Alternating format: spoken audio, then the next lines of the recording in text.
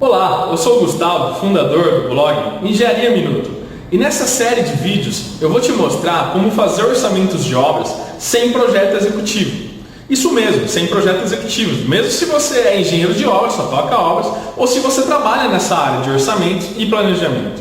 Eu vou te mostrar o quanto isso é importante hoje em dia nas construtoras. E para te falar sobre isso, eu preciso te mostrar que eu já ajudei centenas de profissionais a realizarem orçamentos de obras. Eu falo isso porque nós ajudamos centenas de profissionais da área a realizar orçamentos de obras. Pessoas como a Luciana e a Dalila. A Dalila, como estudante, já está atuando na área através desses estudos de orçamentos e realizando seus próprios trabalhos. Já a Luciana, que é engenheira há algum tempo, também conseguiu executar os estudos de orçamentos e está realizando bem essa função. E por que a gente decidiu dividir esses conhecimentos? Bom, para falar sobre isso eu preciso contar um pouco da minha história. Que eu comecei na engenharia bem cedo, numa construtora, trabalhando como estagiário. E depois eu passei para o departamento de orçamentos, onde eu comecei a estudar mais sobre isso. Eu comecei a comprar livros, comecei a comprar cursos e mesmo assim eu não conseguia resolver todos os problemas do departamento, porque eu não tinha aqueles conhecimentos teóricos e nem muitos conhecimentos práticos, já que era a minha primeira experiência em construtora. Depois disso, trabalhando alguns anos com orçamento, comprando alguns livros, comprando muitos cursos, entrou uma pessoa que mudou drasticamente essa história no departamento de orçamentos, que foi o engenheiro Arthur. Um engenheiro que já tinha experiência em obras e com ele a gente conseguia fazer os orçamentos e ele me explicava o passo a passo dos serviços. E isso, enquanto eu estava na faculdade ainda, sendo estagiário, então isso me ajudou muito. Então ele me ensinava coisas, como executava os serviços, como que era calculado a forma de uma viga baldrame, como era calculado o aço, e tudo isso passo a passo. Então me facilitou muito.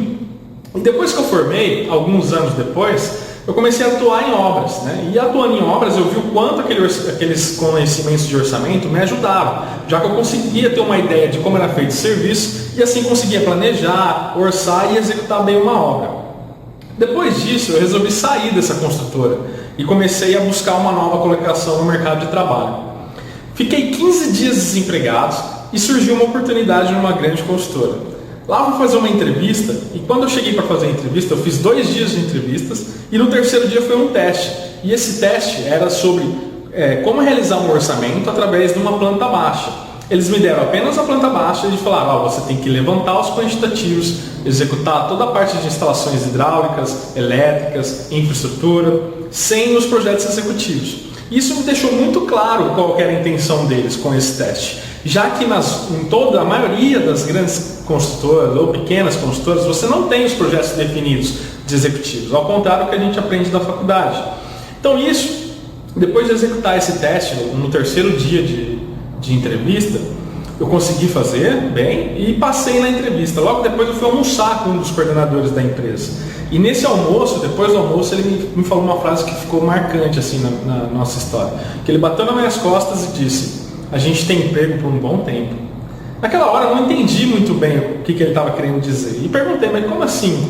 Por que a gente tem emprego por um bom tempo?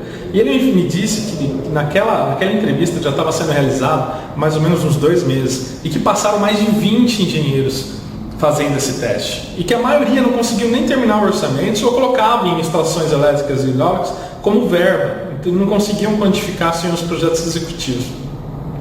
Depois de alguns dias eu comecei a trabalhar no departamento de orçamentos da empresa e lá tinha uma equipe de 4, 5 pessoas trabalhando só no departamento de orçamentos. Dentro dessa equipe tinha uma pessoa que me chamou a atenção, ela é uma arquiteta já formada e ela nunca realizava o levantamento dos serviços. Isso ficava para mim ou para o coordenador do departamento e eu perguntei para ela, falei, por que você não realiza o levantamento do quantitativo, você só faz a parte de preencher planilha? E ela me disse que o coordenador que trabalhava com ela nunca parou para ensinar ela.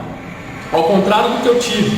Na minha época, na minha consultora, o Arthur que trabalhava comigo, ele sempre parava para me ensinar todos os serviços. E ela não teve essa oportunidade, então ela sempre planilhava, sempre executava a parte de planilha de Excel dos serviços e nunca levantava quantitativos de obras, porque não tinha experiência e também o coordenador não ajudava ela nisso. E isso foi, assim, eu achei muito ruim, porque apesar de eu ter que aprender do mesmo jeito, ela já estava formada, né? Então isso não dava muita confiabilidade o diretor da empresa, o salário dela não era tão bom e nem o reconhecimento dela em si era tão bom como ela esperava depois de formada. Então eu resolvi ajudar ela e passei todos os conhecimentos que eu tinha fora do horário de serviço. E daí foi que a gente percebeu que todos os engenheiros que estavam saindo da faculdade, estavam fazendo estágio, eles tinham as mesmas dificuldades.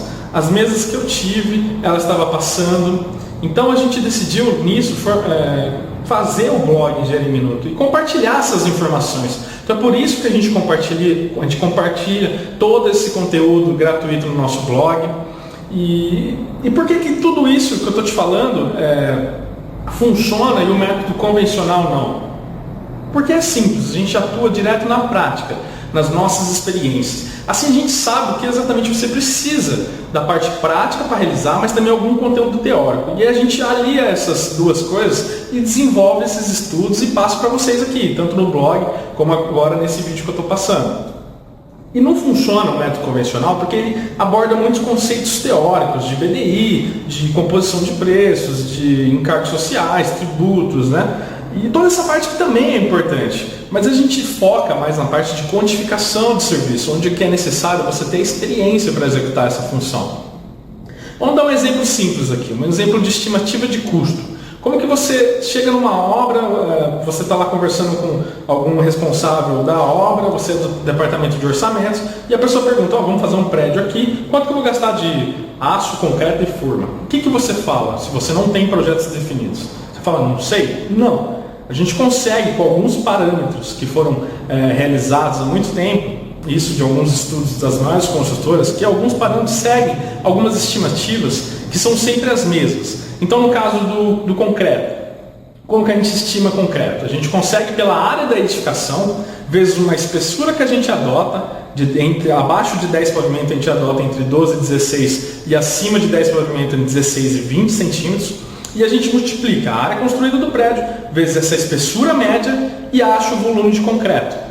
Então aí a gente já consegue ter o volume de concreto da superestrutura do prédio, não da infra, da super, que no caso aí vai ser os itens mais relevantes. No caso do aço, a mesma coisa, a gente pega o volume do concreto, uma taxa de aço que de até 10 pavimentos você pode considerar de 83 a 88 quilos, acima de 10 pavimentos de 88 a 100 quilos e multiplica o volume do concreto vezes essa taxa que você adotou.